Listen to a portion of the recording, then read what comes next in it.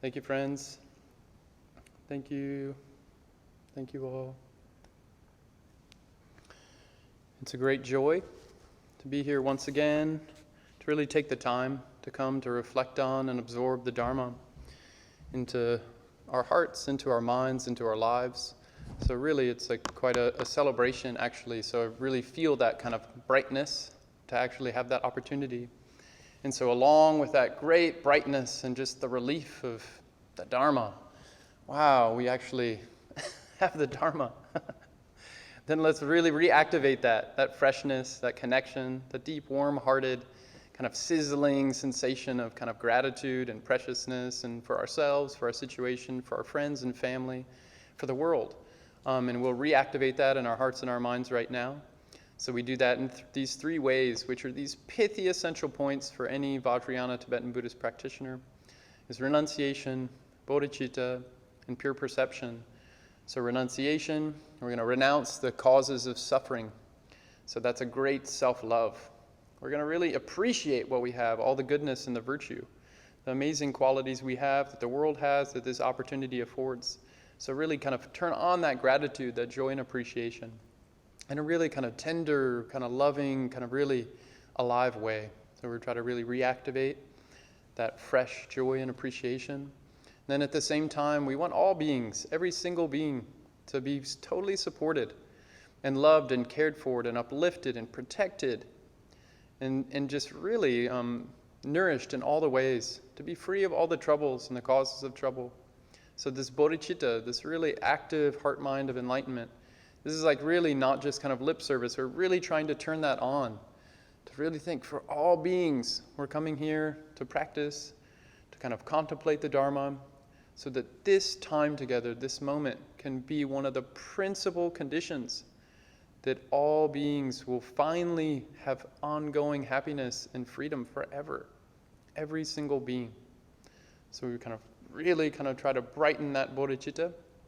And then at the same time, that kind of see this more the kind of essential goodness or the purity, that kind of amazing, kind of dazzling display of experience of the world, of ourselves, this pure perception, and these three vajras, pure body, pure speech, pure mind, pure form, pure sound, pure space. And we really try to connect with our goodness nature first, and then allow its expressive, energetic quality, its cognizance, its knowing quality, its display capacity to shine out from that goodness and experience everything as being essentially all good. This is kind of more the pure perception. So we're really kind of brighten all three of those. Renunciation, bodhicitta, pure perception.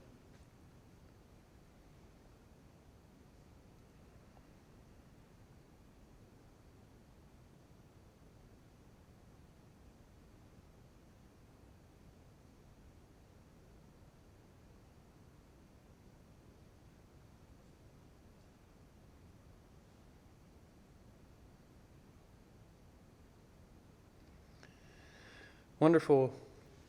So it's an amazing thing we have this time together, this experience.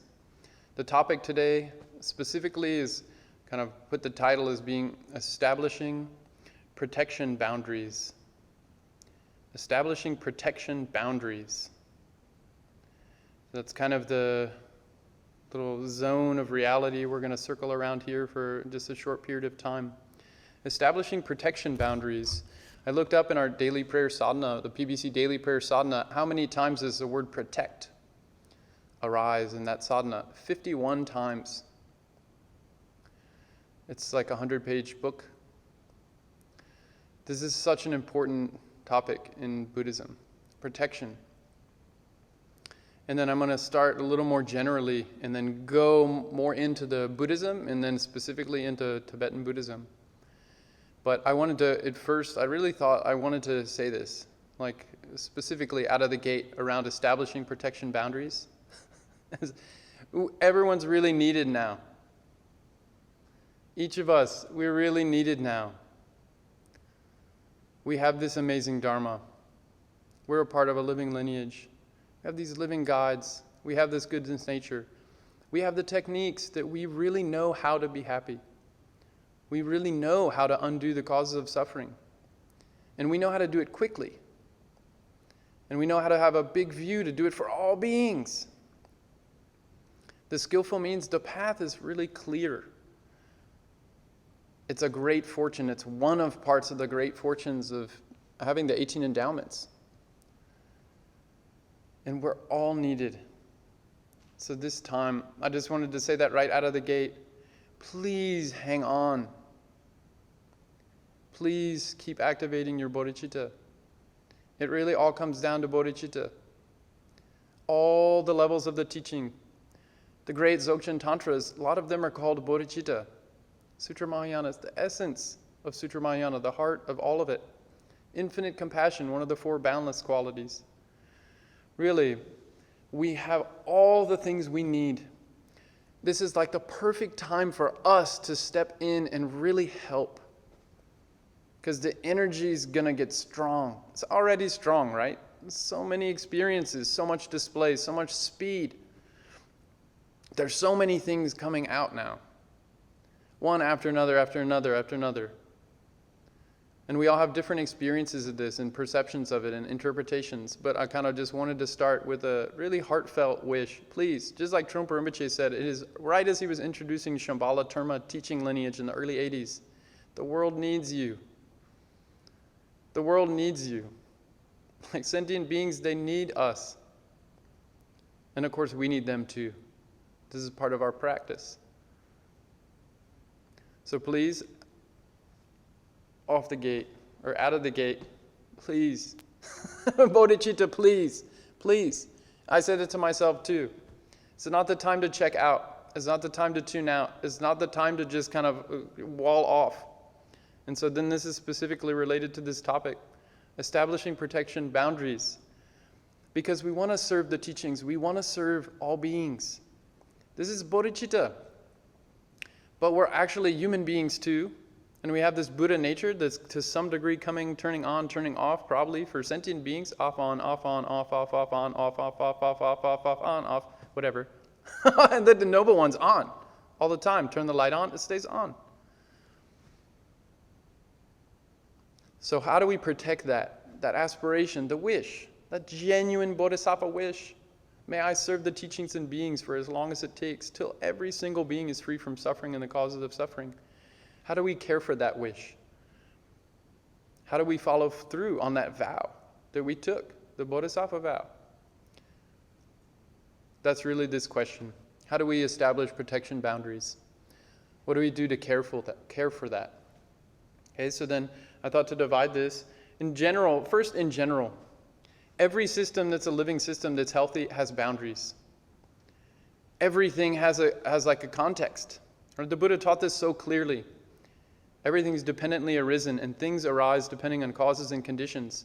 And they extend in a network of causes and conditions. Everything has a frame. Our perceptions only extend so far. Right? Our thoughts, they always hover within the realm of our habitual patterns. Our alaya extends within its own region. Even generally, not talking about Buddhist anything, every single healthy system needs to have permeable membranes. It needs to discern what it takes in, what it doesn't take in. What do I eat that'll help me? What do I not eat that will not help me? We need to have that discernment, that intelligence, both for our mind and then living systems. Really need to establish that. These are called protective boundaries. Why? So then we can really care for what we're holding, what we're containing, what we're honoring, what we've committed to be a part of, to work with, to learn from. And we can't just take it all at once. We can't just do every practice at once. We have to actually set a boundary. I'm going to do this practice. Or I'm going to be in a relationship with this person. Or I'm going to pursue this job. Or just all these tasks. We choose these kind of limited spheres that we work in a very specific context. It's bounded. And that's actually just how things work. Everything has boundaries, and the boundaries always kind of moving, flexing, and flowing. So there's no option to not have boundaries. There's no option to just be unbounded. What does that mean? Boundless compassion. It means work within the boundaries that you're kind of a part of, and they go on infinitely. But it's infinite boundaries, all these different systems interacting with each other. It's not just a big mishmash. It's not that the inside of your body, your heart has no wall, and it's not. There's all these separate segmented systems that have boundaries and communication. What goes in, what goes out, how it absorbs, how fast. Like, these are really specific, exact, very precise, permeable membranes. And the Dharma is no different. The Dharma is just heightened, because we're not just looking at what's really tangible and obvious. We're also, in addition, looking at what's really subtle. Karma, cause and effect, cause, conditions, and results.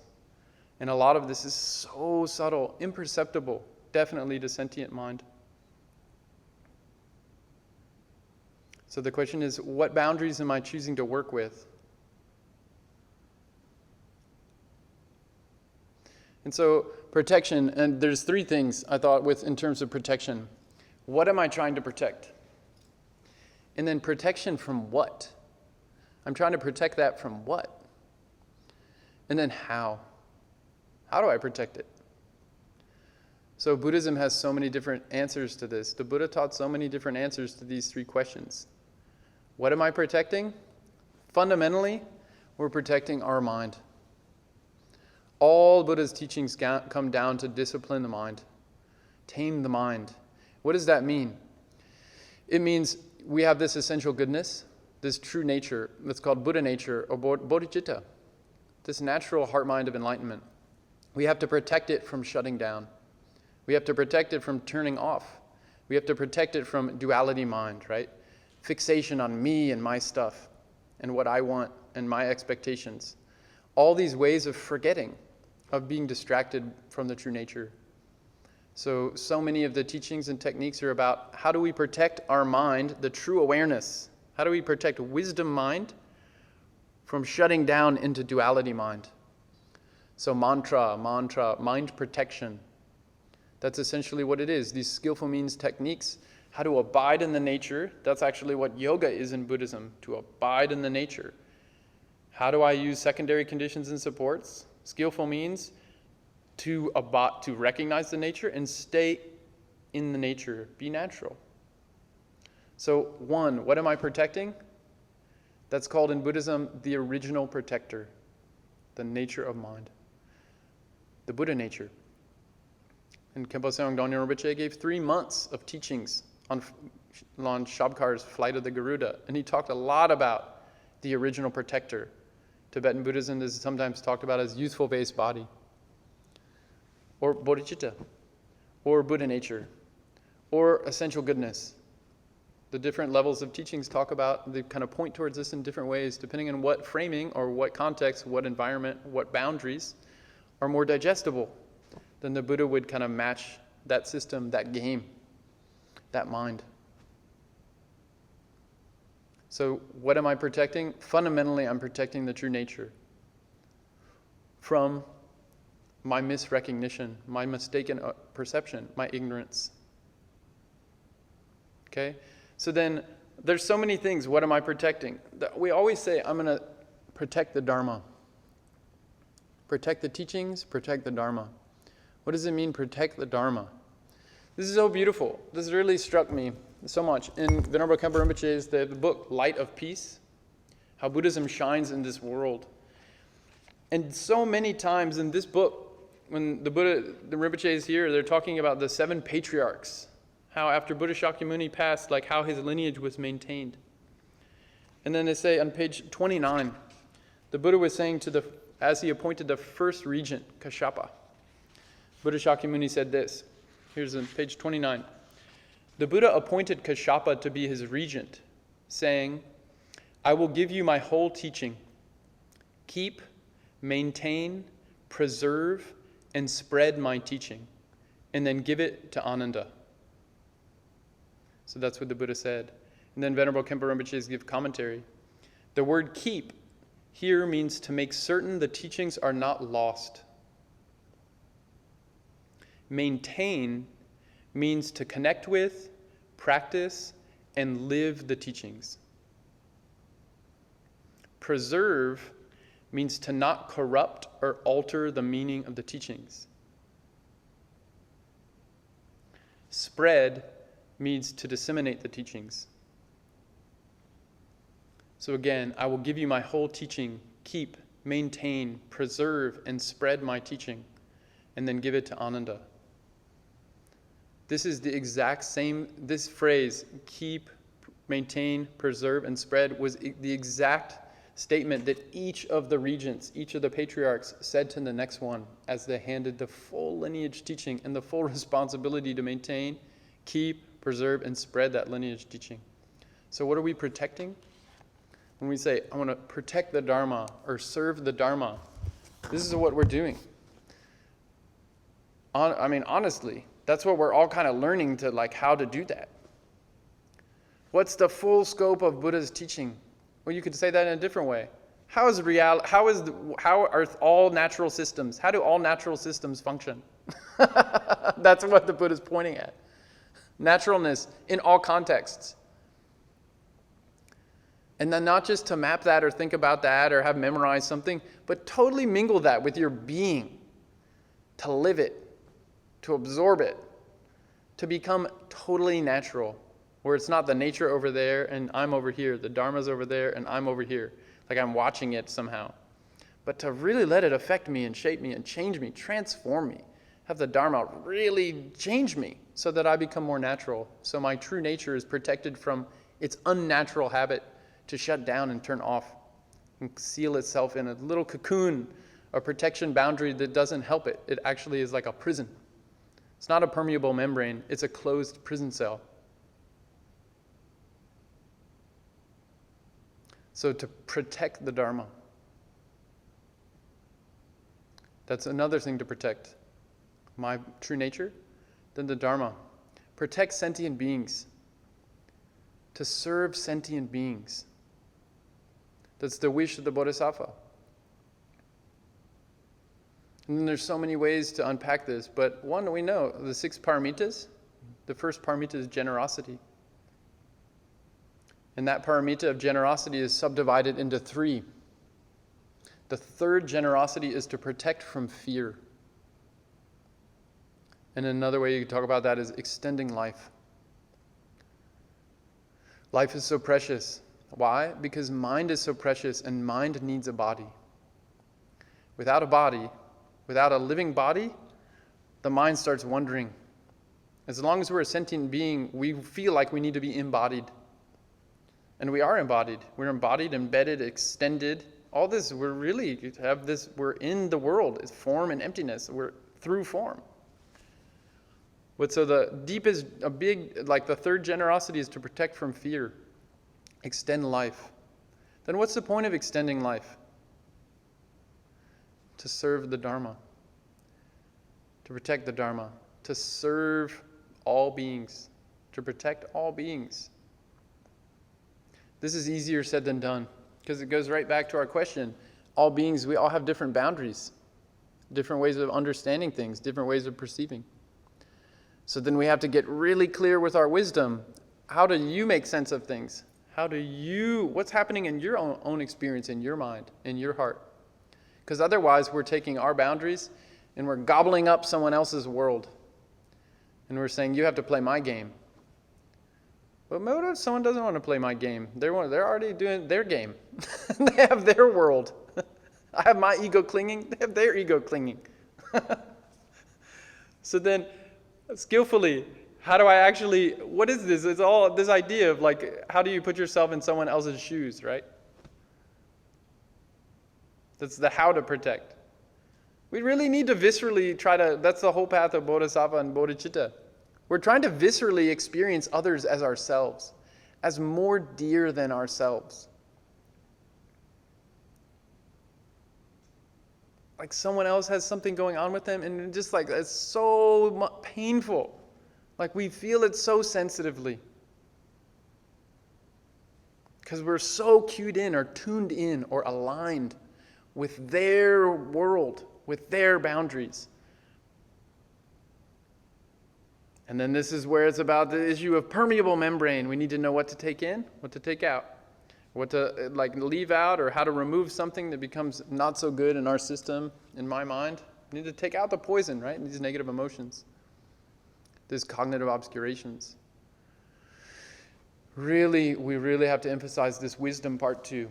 So not only the compassion, but the wisdom, the discernment, to clearly see how things are working, what causes and conditions are working, and at the same time, it's all a dream. This is all an illusion. It's like a memory being created, just like a movie. I'm not saying that as if I've done that, but it's so clear on the absolute bodhicitta level of Buddha's teachings. That's really fundamentally important, especially as the room starts spinning more and faster and more creative ways, unexpected, surprising ways. This wisdom of seeing the illusory nature of things. And that also just means of seeing very refined the interdependence. How things are coming together, how things are coming apart. And to work with that skillfully. As we viscerally experience someone else's world, as we develop more of that capacity, we can't forget that this is just a dream. Otherwise, we don't have healthy boundaries. We're not protecting our boundaries. We're not establishing good protection boundaries. We're just taking everything on with no discernment. The wisdom component really has to be there. That's kind of jumping ahead a little bit. But what else are we protecting? We're protecting this precious opportunity to actually manifest our nature more fully, to shine out brighter for beings. Why do we want to have a long, healthy life? So that we can serve the teachings and beings longer, more effectively, that we have this opportunity to learn how to do it better, more carefully, more full of care, more sensitively, more equanimously, more evenly. We need the opportunity to extend longer.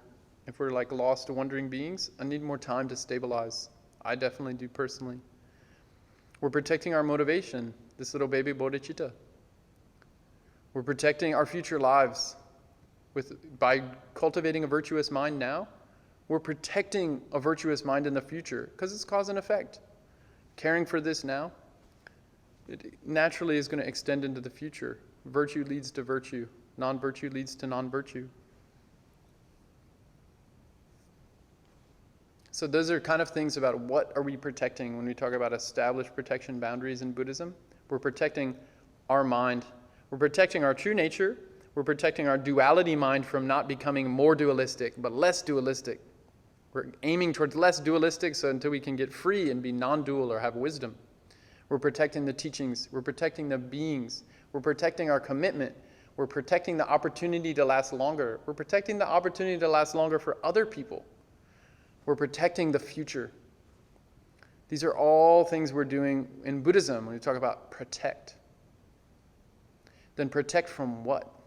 What are we protecting from? And His Holiness Dudjom Rinpoche is beautiful. He calls these the 3 obstacles. These are like all the obstacles we face, or the disruptions, the things that will kind of shut our mind down, make it really difficult for our true nature to shine out, called the 3 obstacles. In Liberating Duality, Rinpoche's book on 8 emanations of Guru Rinpoche, then His Holiness Dudjom Rinpoche has a prayer in the back called a prayer to Guru Rinpoche that swiftly removes obstacles and fulfills all wishes. And then page 2 of this prayer, it's page 123, it says, His Holiness Dudjom Rinpoche says, earthquakes, fires, hurricanes, droughts, floods, and the like, please remove all the outer obstacles of natural disasters externally.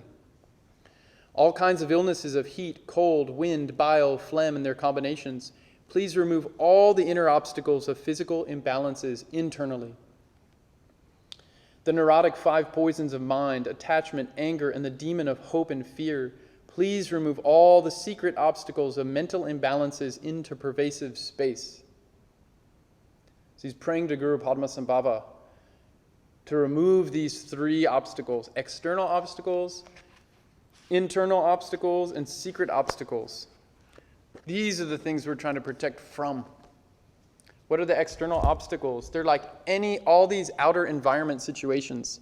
That could be weather related, it could be people related, food related, any of these circumstances we're in. If they really threaten us, if they cause our bodhicitta to turn off, if they cause our enthusiasm to Dharma to dim, this is an external obstacle. Then an internal obstacle is when our body gets sick, when our winds get all kind of funny, and then all of a sudden we become a little more erratic, really tired, really depressed, too excited, too scattered, very restless. These are the inner obstacles. Because why? Our true nature is shutting down. We have to protect it from shutting down. This is an inner obstacle. Secret obstacle is when then, as the kind of all the internal winds are happening and maybe external pressure, then all these kind of things, these emotional, they call it emotional turbulence, unexpected upheavals. You know, you're having a good day, all of a sudden it's so dark inside, so obscured, so really tense, so reactive. And there's no real apparent reason. This is called a secret obstacle. As we practice, the practice gets us into more and more subtle layers of our mind. More and more subtle level habits are revealed. And these come out, these habits start to come out. And they come out as secret obstacles. All of a sudden we don't want to practice anymore.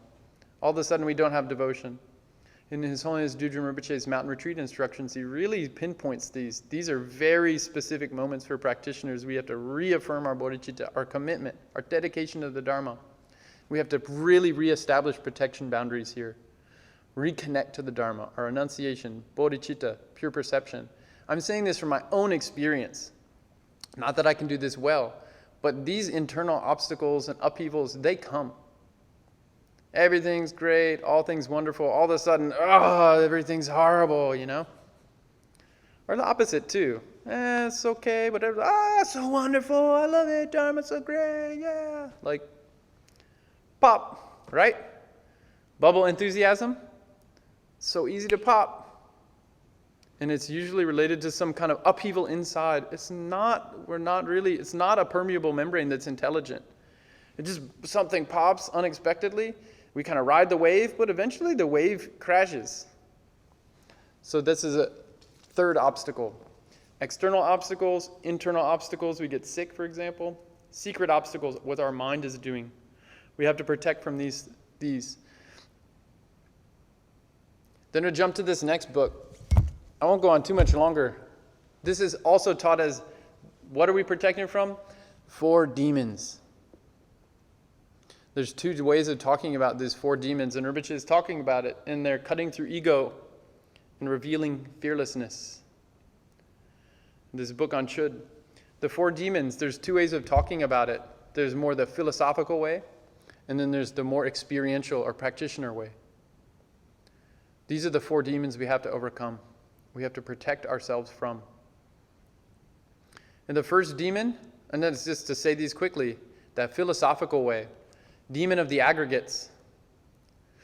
Forms, like just basically you could say in one simple way, our body. Form and our mind's kind of obsession with how it is in this body. These aggregates. So much of what we do, say this, so much of what we do in our life is to care for this small little body and this small little mouth and this imperceptible mind. We're just constantly, I want the clothes and the soft things and the nice smells and the warm things, and I want people to say I'm great, and I want to eat the food I like, and then I'm going to have some more food, and then I'll get some more food. We're really caring for these aggregates so much of the time. This is a demon of aggregates. Yeah, we have to care for our body and what we eat, and we have to be good. We have to be a stand-up citizen. But do we have to be the best, most famous, most big influencer in the world or something? This is a demon. Demon of the aggregates. And then they said the demon of death. The time will come where each of us, our minds will have to leave this rented room of this body. And that time is unexpected, and at a certain point we can't do anything to stop it. And then we don't have any more time to complete a virtuous activity or to recognize the nature of our mind. Then we get to see it's out of our control. This is a demon of death. We have to prepare for this now, because that time's coming. We have to protect ourselves by preparing, right? This Ngondro. Then the demon of negative emotions, the third, and then demon of distractions, the fourth. Negative emotions, of course, these are the 5 poisons. We can't let our true nature be all muted by these 5 poisons. This is just common Buddhism. Then demon of distraction, when people start saying, oh, you're so good. Oh, talk more. Oh, this is so wonderful. Oh, your practice is so great. Oh, this and that. And then it's going to be very seductive to think I basically overestimate where I actually am on the path by being seduced by pride, essentially. We overestimate our bodhicitta. And then this is really, if you put yourself in a practice lineage, it's a good checks and balances for this, because there's so many extraordinary masters that are way past you. They're way past me. To the Buddha, Guru Rinpoche, the first Kensei, the first Kontrol, Mipam Rinpoche, His Holiness Dudjom Rinpoche. So many masters. It's Karmapas, His Holiness Dalai Lama. I mean, they're just extraordinary human beings, bodhisattvas and Buddhas. And little old me, I'm like really nothing. Like the butt of a firefly. Like it's broken. It can't even shine. It's so nothing compared to them. Not as if I'm bad, but just they're so bright. They're so beautiful. This demon of pride or demon of distraction is we really have to protect from that, because it'll basically stop all the growth. Our little baby bodhicitta, this little baby plant trying to grow, we're going to keep moving it with our pride. I think I'm already fully grown, but I'm totally not. I think my samadhi is so strong, or my dedication is so strong, but it's like a little candle in the wind. I really have to protect that by looking out for this demon of distraction. And then the other way of looking at these demons is intangible demons, tangible demons, exhilaration, and pride. Intangible demons are anything of our sense doors. Tangible demons, anything we can sense with our senses. Intangible demons is all these mental objects, ideas, and emotions. Exhilaration, it's like this kind of bubble enthusiasm, or this kind of it's almost a restless, energetic, kind of frenetic quality. There's not a sense of the illusory nature. It's just a big puffing up, kind of explosion. And then demon of pride. Oh, I'm so good. Me. Ego clinging. All these comes down to, Rinpoche say again and again, the main demon is ego clinging. When we do all these wrathful practices, for example, we set things like protection boundaries. What are we really protecting from? The main obstacle is ego clinging. Me first. I'm the best. I'm the most special. My practice. Always me. Me first. Of course, we have to love ourselves. That's what renunciation is all about. Self-care. Really, we're very valuable beings, and so are these infinite other beings. We can't lose our perspective. It can't be so exaggerated and disproportioned. Have me be so central, and have all the infinite other beings be so secondary. We really have to reverse that. So then this gets into the how, and then I'll stop. How do we protect our mind and our practice and the Dharma and our service to beings and our bodhicitta? How do we protect it from these demons? From these things that keep stopping us, our ego clinging and all of its whole armies. How do we protect from being overcome by these obstacles? Basically, how do we protect ourselves from becoming a fickle on-off practitioner? How can we actually become smooth? Even how do we really mingle with the nature? How can we really be where we are? Be in our body, be with our minds, with care and appreciation, curiosity, open-mindedness, with the fluidity. How do we do that? There's so many ways to do this. So then we get establishing protection boundaries. I'll quickly go through a list. This is the big protector. The Buddha said, you are your own protector. You are your teacher. I showed you the path. You have to follow. You have to take the path. You are your own protector. The three things the Buddha taught, if we have these, we will be protected. We will be our own protector. Mindfulness, alertness, conscientiousness. With these three, the Buddha said it's like the Buddha is there with you in person. You become your own protector. Mindfulness. You see what your mind's doing. Is my true nature shining? Is my duality mind taking over?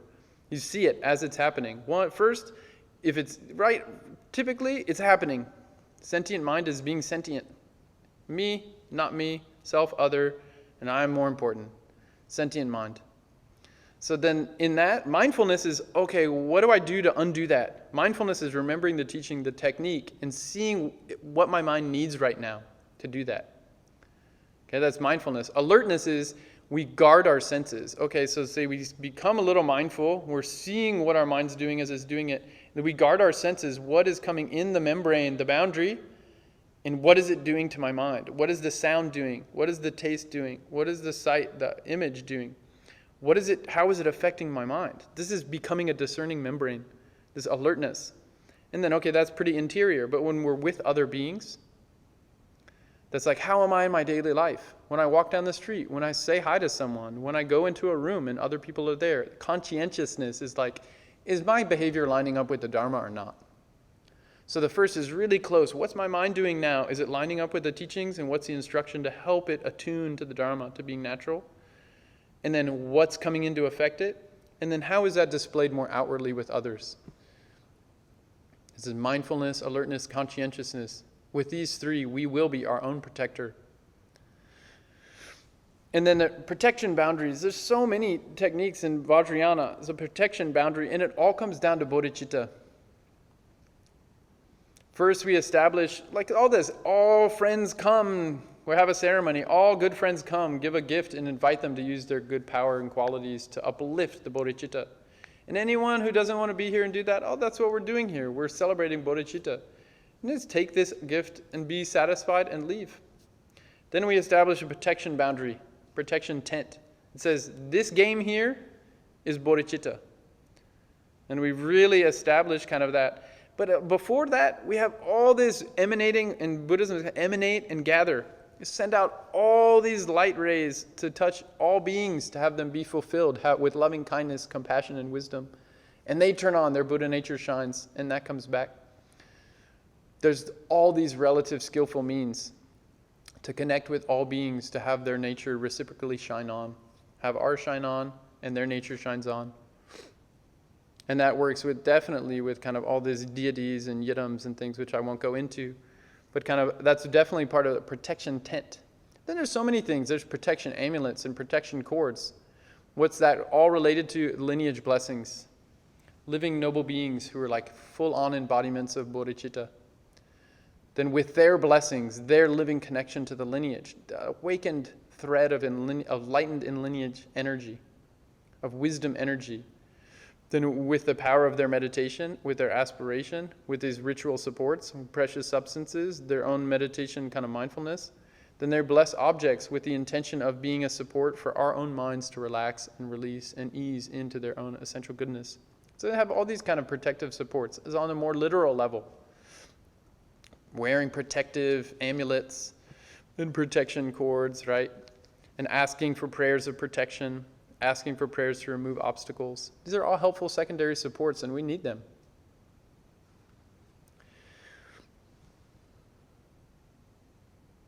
And we rely on these Dharma protectors. There's Dharma protectors that are enlightened and Dharma protectors that are not enlightened.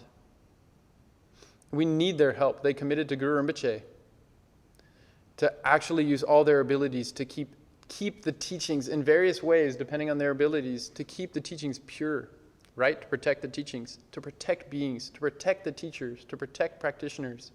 And we need their support. We need to line up with them. We need to ask for their help. Because sentient beings, there's all kinds, not just the ones, human beings that we see, that our sense doors are currently available to. There's the microscopic ones, there's invisible ones, there's the ones far away. The Buddha taught about so many beings.